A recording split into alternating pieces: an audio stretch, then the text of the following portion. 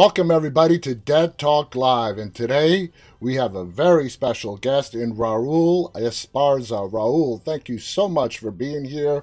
Your fans have shown up in droves. How are you doing today?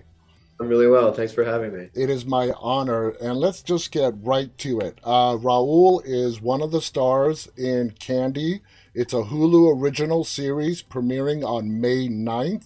As I just told Raul, I just finished watching it. It is a phenomenal story based on true events. Now, with that, let's get right to it. You have portrayed a lawyer on TV for a long time now.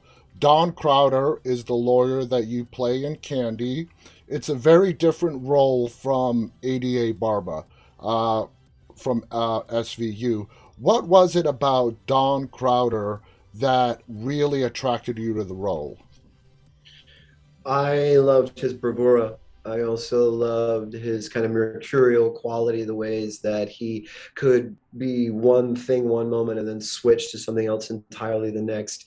I loved the sort of Texas world that the series inhabits. I liked his sense of humor. And I also love the fact that he turned out to be a truly great trial attorney without any experience whatsoever. Unlike, say, someone like Barba, who is a Harvard educated Yeah. ass with a chip on his shoulder who's really, really damn good at what he does. Don was testing himself in an arena for the first time. And I was obviously going, well, it's an attorney. Should I do this? And yet he felt different enough and that it only felt like, well, they happen to have they have the same professional career, but they are in no way alike. Mm-mm. Little by little, Don began to creep in strange and different ways that began to play me. Absolutely. Now, the story of Candace Montgomery is being told on Hulu with Candy. There's another show later on this year. What is it about this story that is coming out now? What do you think is the allure, going back into the early 80s, that this story is being told now on television? I mean, I can't say why everybody has kind of dropped into this, or not everybody, but why two creators have dropped into telling this particular story. But I know that in Robin's case and Nick's case, what they tried to do here was kind of reveal the incredible horror story lurking underneath a suburban life Mm-hmm. and play with the idea that in the most mundane sense, really brilliant people like these women in particular, living essentially trapped lives like we all have been recently, um, uh, uh, these people broke, and Yeah. how they broke is fascinating, and I think it's something we can all relate to. And so another aspect too, I think that's one of the things we can relate to, but another thing too is this is a story that merits various angles. Mm-hmm. You don't really know exactly what's true or what's 100%. Half the time when you're working on on this particular series, you're thinking, I 100% disagree with the way things turned out, Yeah. and the other time, no, 100% I agree. It it's it sparks debate, and it sparks debate about the merits of justice, Self um, defense. self-defense, the games that get played in the press and publicity and perception, but then also like what what happens when people feel like the boundaries of their lives have got to be pushed, Mm-hmm. and how far it can go when that falls apart. Absolutely. And we're all relating to that right now because we've been trapped in our homes for the last 2 years. Absolutely. We've gotten a lot of interesting questions from our viewers, and I'm going to read a couple from you, a couple of them here for you.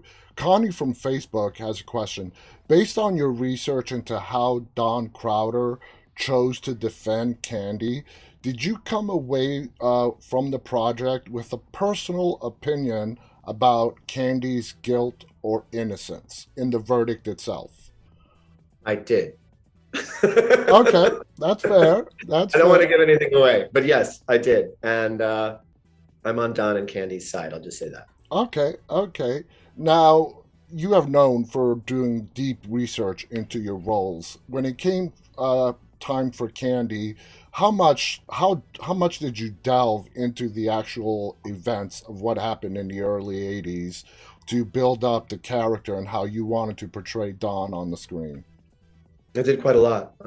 We had court transcripts at our disposal. We had crime scene photos. We had interviews with a lot of the principals. We had interviews with the authors of the book Evidence of Love. I read Evidence of Love. I listened to podcasts about the series. I found footage of Don. I found audio of Don. I did. There wasn't a lot out there, but I did the best I could to try to find his cadences. Mm-hmm. We played around with how I walked and talked and the things I wore and some of the little idiosyncrasies that Don had were really fun to add into the story. So the more research you would do, the more you find out like he was a guy who worked out 3 hours a day. So that tells me something about how I Yeah. need to look. He was a really driven football player. That tells me something about how he approaches a defense case. He was really good at playing with the media. I watched him speak on camera and then got some sense of the cadences he used and the kind of ways that he was able to play the police and the media against each other in public Mm-hmm. to try the case in the press a little bit. He was flying by the seat of his pants a lot. He said himself, I'm not the guy who's going to take this to trial. And then he decided he would. Mm-hmm. So that told me something else about him. I decided not to look exactly like him. We kept a mustache that was fun, which allowed me to feel very different from myself and different from Barba, I guess, if I'm honest, and have a kind of mask on my face that made me go, oh, wait, who's that? It's not me in any way. And it That helps you was get into character. It totally does, because what you're looking for with a character is like a way that you're constantly surprising yourself. You want a character to play you. Um, Exactly. you don't want to make decisions. You want that person to show up and surprise you. So all the what the research does is it gives me colors to choose from. Like I'm making a painting and I happen to be working in blue or green or orange, Yeah. whatever it is. It's not limiting. It's freeing. You build a scaffolding and then you just jump.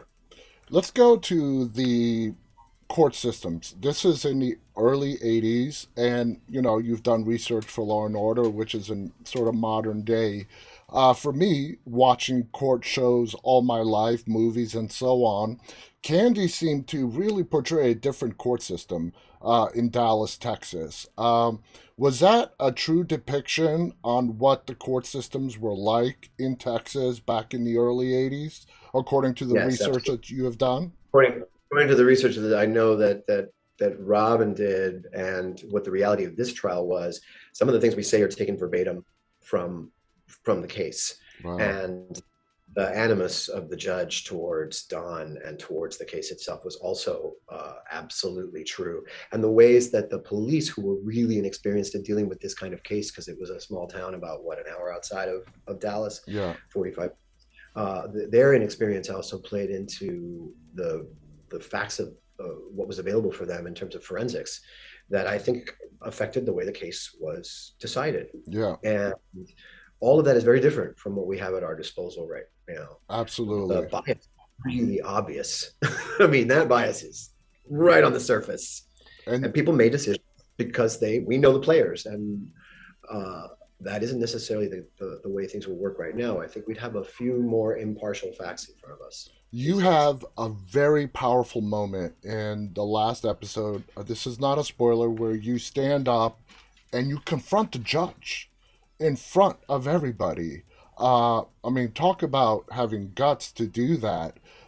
Is that something that was sort of embellished for the TV show? Did that actually happen according to the transcripts from the court? Tell us about that. That actually happened. We ran with some dramatic license, but yes, it actually happened. That judge had a protege, and the protege was the prosecuting attorney. And the judge Oh, had made all kinds of decisions about how this case should go. I don't know. I don't want to say that he did or didn't, push it in a particular direction. They had a hard time finding a jury that they thought would be impartial because everybody knew about the case. And yet they asked for a change of venue, but the judge, mm, they wouldn't grant it. And Don felt like they were just not going to get a fair trial. yeah. And yet he did in fact stand up. As a matter of fact, I think we shortened it. I think that there were quite a few more contempt issues that came up with him, and it all began even before the trial because Don was talking way too much in the press. Hmm. his own team tried to muzzle him. He wouldn't stop. And I think he understood something instinctively about like they're going to make up their minds before they even walk in the courtroom. So Yep. I'm going to fight back. He has a very, very basic sense of right and wrong, and this is not justice. The judge is playing sides, and I love it when he calls him out, Oh, and me it's a too. really great thing to play. I love that. I love that scene. I think that's one of my favorite scenes. We got to talk about Jessica and Melanie. Brilliant actors. We've known this for a while. Melanie, oh my God, what she can do anything, and Jessica is also the same. You had screen time, a lot of screen time with Jessica. Obviously, you didn't have screen time with Melanie. Watching the finished product and seeing these two amazing actors work, what was your takeaway from the job that they did in Candy? Well, I can't say because I never watch what I do. Oh, you're like me. I never watched one of my I just, shows. yeah, I can't do it. It's I get too self-conscious. But at least the experience on set, I will say that Jessica's just a ferocious actress, and she just dove right in and gave it her all. She hits you with the weight, the emotional power of what she was playing, and the her willingness to be completely unglamorous about it, Hmm. and to truly transform herself into this woman was thrilling. The first time she walked on set, I didn't recognize her, and Wow. she lock eyes with me. And Don and Candy have a slightly antagonistic relationship, even though they're friends. She disagrees with him about the ways that the case should be tried, Yeah. and do because they begin to all fight each other. One of my favorite scenes to film with her was when they're trying to explain their case to their friends, and they're just like picking up each other's cues, going like, "I know this sounds insane, but to them it wasn't insane." And Jessica never missed a beat on that stuff. With Exactly. Melanie, sorry. No, no, I was just going to say exactly. Here you have this suburban housewife and a lawyer explaining it to their suburban friends, and they're getting into science and personality stuff that's way ahead of what people even knew about in their living rooms back in the early '80s. Yeah, exactly. And things I think that they're even trying on for size in their own mouths, as they're Yeah, saying. They're, I think Don was always questioning whether he believed it, but he believed in her 100%. So that absolutely. was fun to play because he had her back. He just did. And I found that some of the moments with Jessica felt surprisingly emotional, more so than I had expected when I first read it, because the case is pretty outrageous and he can be pretty outrageous, and it can flip into some wonderful comedy in a couple of places. But that was balanced out by moments together that felt very solid, where he's forcing her to deal with the reality of what happened, and it's painful. And she was with me every step of the way. And in terms of Melanie, there was a day on set in the courtroom actually where she just stepped on and we locked eyes. And I think Melanie is just a breathtakingly great actress. Absolutely. Loved her since Heavenly Creatures. She's exquisite to work with, inspiring to be around, Absolutely. and also just a really fun, cool, funny, great person to spend time with. So I left really jazzed by getting to be around these two magnificent women. That is amazing. We have another question from Robbie on Facebook. Robbie says Candy and Glimpse, which is another coming upcoming project of yours, are being released within days of one another. Were they being filmed at the same time? And if so, was it difficult to switch to two different characters so quickly? No, they were not filmed at the same time. Glimpse is a pandemic project Okay. that was made in, I think, July of 2020. We were all filming out of our tiny spaces, and Teresa Rebeck created that piece as a kind of, hey, we're stuck at home, let's make a movie idea. But she got some really amazingly talented friends to be in it, and it was about being trapped, and we had to be our own crew and hair and makeup departments. And it was when we thought, well, we'll never get out of our homes again, which is Yeah. part of it. Teresa and I had worked on her play Seared off Broadway just before the pandemic happened, and it had been a huge, huge success. And we were still wondering whether that was going to have a life, and then everything shut down. So no, they were entirely different Okay. experiences. That Candy was shot just, we started that in December, November, December.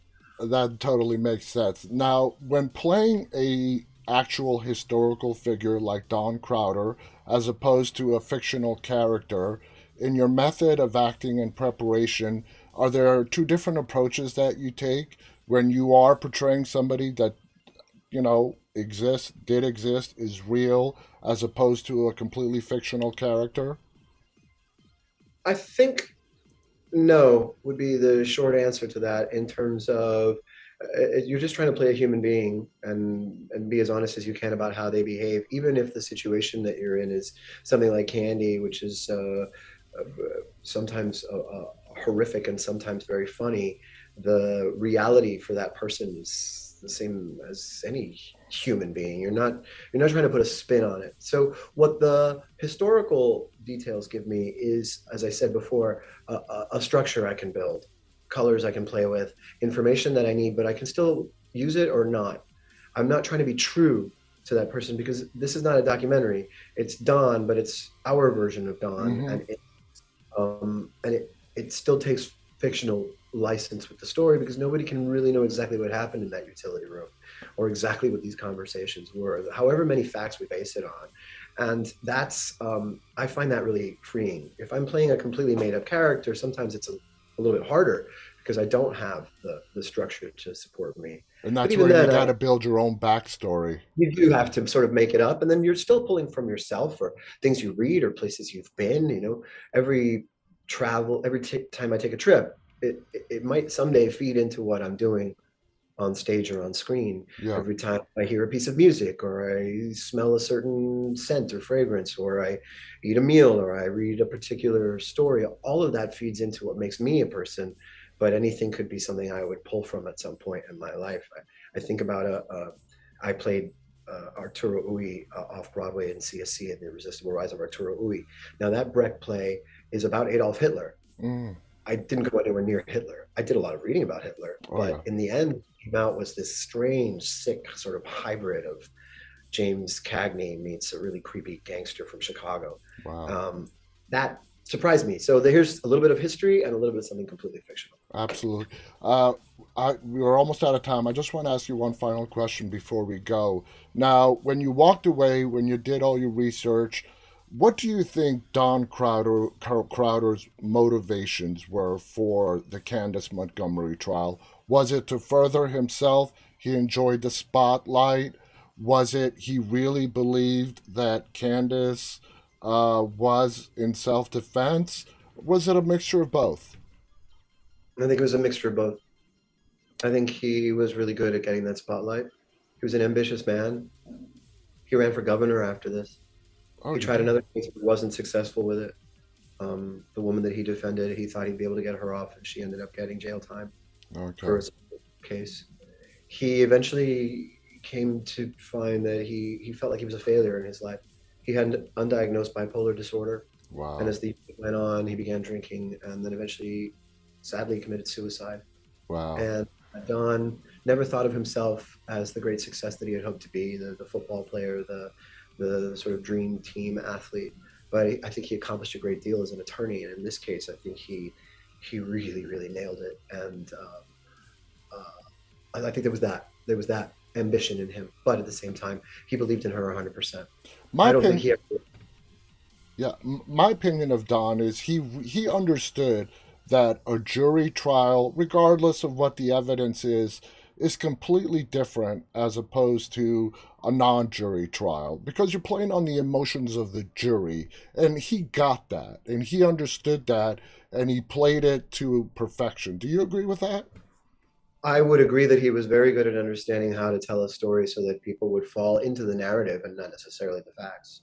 And I Absolutely. think he was really, really great at understanding the way that that town thought. Yeah. And I also think that again, I want to reiterate, I think he believed in her 100%. And it really didn't matter um, what the result of this terrible crime and situation was. It's just that he believed in the motivations being honest. Yeah. She's not a killer. No. She really isn't. She's not insane. She's not a psychopath. Something went seriously wrong, but it could go wrong for any of us. And he believed that too. This is a church going friend who he had known for so many years. And he stood by that. So what he needed to do is exactly what you're saying: figure out a way to swing the narrative so that people would see their friend and As opposed to see, a murderer. as opposed to a murder, and also see something that goes well beyond reasonable doubt. He says it at one point: there are thousands of reasonable doubts. Yeah, There are yeah. our standards now. There are. Absolutely. Raul, I want to thank you so much for coming on here on this day. You're busy and sharing this with us.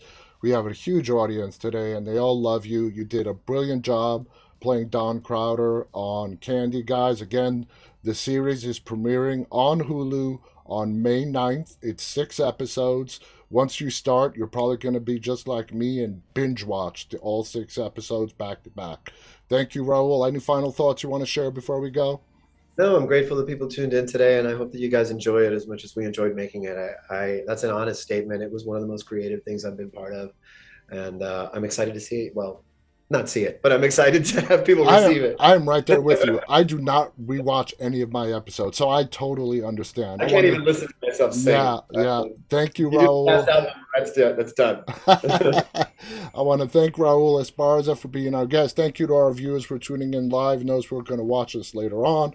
On behalf of Raul and myself, stay safe. And guys, always stay walking. Bye, everybody.